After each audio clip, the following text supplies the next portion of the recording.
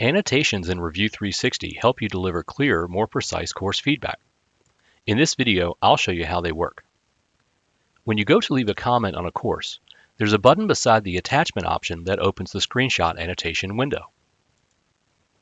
From here, it takes a screenshot of your course, and you can move this around so that way it's not covering up something that you're trying to annotate. You can see that you can draw, highlight, add rectangles, lines, and text, and then also change the color of what it is that you're trying to annotate. So if I draw a few lines here, maybe I don't want to use that image, or maybe I want to put something in this area here, I can draw that on. If I want to delete something, I would just simply click on it and then press the delete key on my keyboard.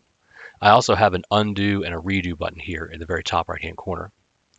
You may be wondering about the trash can. That will clear out all the annotations, not just the last one that you added. So if I clear this, it's going to start it over again.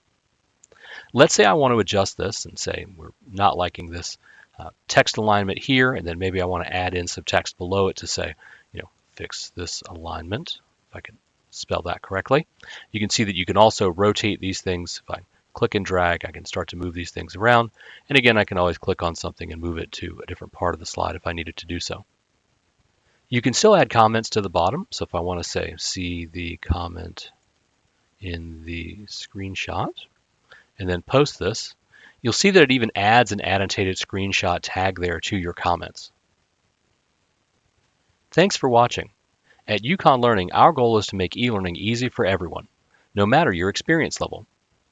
Visit us at uconnlearning.com to start building better learning experiences.